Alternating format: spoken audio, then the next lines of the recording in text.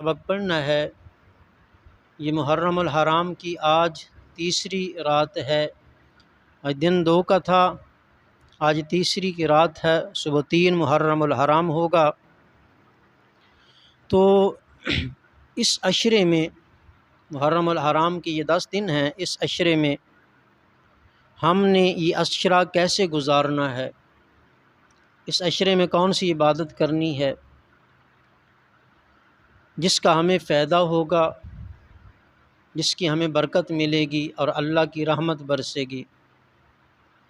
سب سے پہلے یہ یاد رکھنا، عاشوراء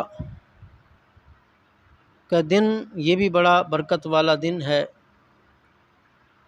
یہ عشرہ یہ بڑی رحمت اور برکت والا عشرہ ہے۔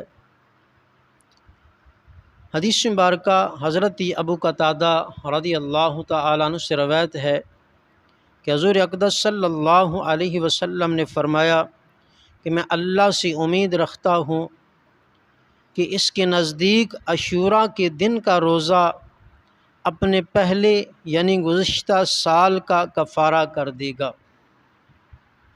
اور دوسری حدیث مبارکہ حضرت ابن عباس رضی اللہ تعالیٰ عنہ سے روایت ہے کہ حضور اقدس نور مجسم صلی اللہ علیہ وسلم نے فرمایا کہ جو شخص محرم میں سے عاشوراء کے دن کا روزہ رکھے اسے 10,000 فرشتوں کا ثواب دیا جائے گا، اور جو کوئی محرم میں سے عاشوراء کے دن کا روزہ رکھے اس کو 10,000 شہیدوں کا ثواب دیا جائے گا۔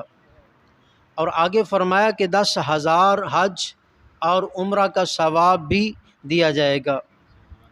اور پھر فرمایا اور جو کوئی عاشوراء کے دن یتیم بچے کے سر پر ہاتھ پھیرے، اللہ تعالیٰ اس کے لیے یتیم کے سر کی ہر بال کی عوض، یعنی جتنے بال اس کے ہاتھ کے نیچے آئے ہیں، اللہ خالق و مالک بہشت میں جنت میں ہر بال کے بدلے 1 درجہ اس بندے کا بلند فرمائے گا۔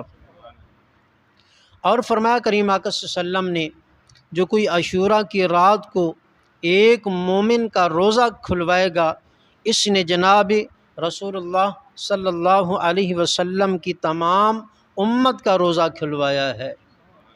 اور کریم آقا صلی اللہ علیہ وسلم نے فرمایا اس کے پیٹ بھر اسے کھلایا اور پلایا ہے۔ اور صحابہ کرام نے عرض کی یا رسول اللہ صلی اللہ علیہ وسلم، عاشوراء کے دن کو اللہ سبحانہ نے تمام دنوں پر بزرگی دی؟ آپ صلی اللہ علیہ وسلم نے فرمایا ہاں، اللہ سبحانہ نے آسمانوں کو پیدا کیا عاشوراء کے دن، اور زمینوں کو بھی عاشوراء کے دن پیدا کیا، اور پہاڑوں کو پیدا کیا عاشوراء کے دن، اور قلم کو پیدا کیا عاشوراء کے دن، اور کریم آقا صلی اللہ علیہ وسلم نے فرمایا لوح محفوظ کو پیدا کیا عاشوراء کے دن، اور حضرت آدم علیہ السلام کو پیدا کیا عاشوراء کے دن، اور کریم آقا صلی اللہ علیہ وسلم نے فرمایا بہشت کو حضرت آدم علیہ السلام کو بہشت میں داخل کیا عاشوراء کے دن، اور حضرت ابراہیم علیہ السلام کی پیدائش بھی عاشوراء کے دن ہے، اور فرعون غرق ہوا عاشوراء کے دن، اور اللہ تعالیٰ نے حضرت ایوب علیہ السلام کو سے بلا کو دور کیا وہ بھی عاشوراء کے دن، اور اللہ تعالیٰ نے حضرت آدم علیہ السلام کی توبہ کو قبول کیا عاشوراء کے دن، اور اللہ سبحانہ نے حضرت داؤد علیہ السلام کی لغزش معاف کی عاشوراء کے دن، اور حضرت عیسیٰ علیہ السلام کو پیدا کیا عاشوراء کے دن، اور حضرت عیسیٰ علیہ السلام کو زندہ آسمانوں پر اٹھایا وہ بھی عاشوراء کے دن۔ اور کریم آقا صلی اللہ علیہ وسلم نے فرمایا قیامت کا دن بھی، جب قیامت قائم ہوگی وہ دن بھی عاشوراء کا دن ہوگا۔ تو اس لیے عاشوراء کے دن یہ بڑا عظمت والا دن ہے۔ یہ بھی حدیث مبارکہ ہے کہ جس وقت کریم آقا صلی اللہ علیہ وسلم مکہ سے مدینہ پاک میں ہجرت کی تو دیکھا یہود و نصارہ عاشوراء کے دن خوشی کرتے ہیں اور روزہ رکھتے ہیں۔ تو کریم آقا صلی اللہ علیہ وسلم نے فرمایا، پوچھا یہ کس لیے روزہ رکھتے ہو؟ وہ کہتے ہیں کہ اس دن حضرت موسیٰ کلیم اللہ علیہ نبی علیہ السلام کو اللہ خالق کائنات نے کوہ طور پر ملاقات کی اور کلام کی، اس لیے ہم روزہ رکھتے ہیں۔ تو کریم آقا صلی اللہ علیہ وسلم نے فرمایا تم ایک دن روزہ رکھتے ہو، ہم 2 دن روزہ رکھتے ہیں۔ تمہاری ایک دن عید ہوتی ہے، ہمارے 2 دن عید ہوتی ہے۔ تو کریم آقا صلی اللہ علیہ وسلم نے فرمایا کہ 10 کا بھی روزہ رکھو اور 11 کا بھی روزہ رکھو، اور فرمایا 11 کا نہ رکھو تو 9 اور 10 کا روزہ رکھ لو، کیونکہ یہود و نصارہ ایک دن روزہ رکھتے سے ہم ان کی مخالفت میں 2 دن روزہ رکھتے ہیں۔ اور جو آخری بات ہے، ہو سکے تو ہر دن روزہ رکھو، ہر دن نفلی عبادت کرو، ذکر و اذکار کرو۔ اور حضرت شیخ شبلی رحمۃ اللہ علیہ، آپ کا یہ معمول تھا کہ یکم محرم الحرام سے 10 محرم تک 4 رکعت نفل پڑھا کرتے تھے۔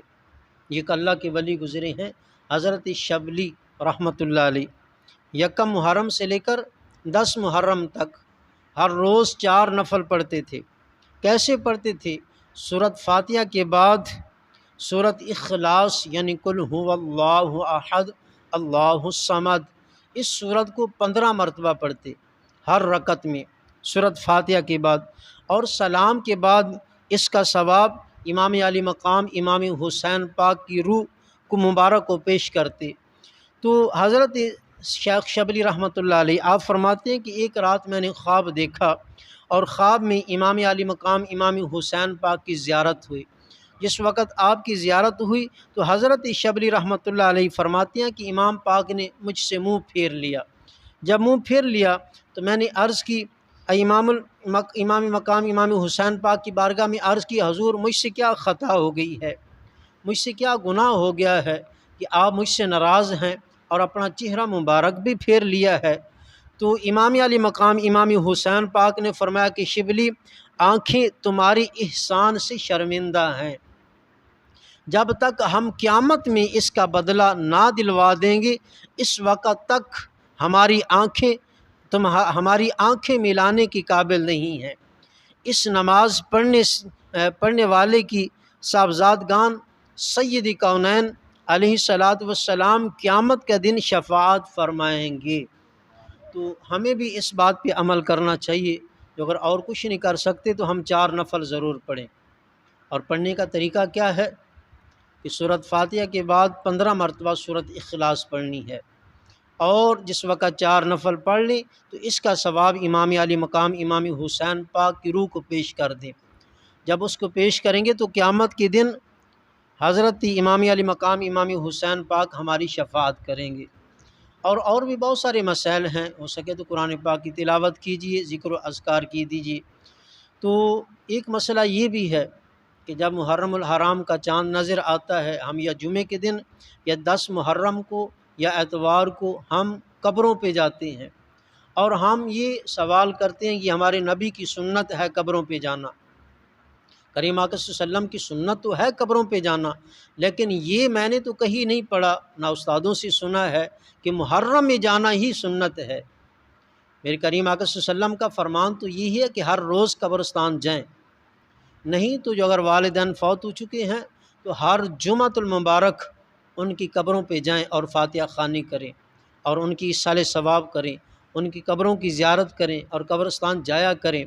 ہاں، یہ ایک حدیث مبارکہ ملتی ہے، نصف شعبان کی 15 شعبان معظم اس رات قبرستان جانا یہ نبی کی سنت ہے، یہ ملتا ہے۔ محرم الحرام میں کریم آقا صلی اللہ علیہ وسلم کی سنت نہیں ہے، لیکن ہاں جانا یہ سرکار کا طریقہ ہے، قبرستان جانا بھی سرکار کی سنت ہے اور طریقہ ہے۔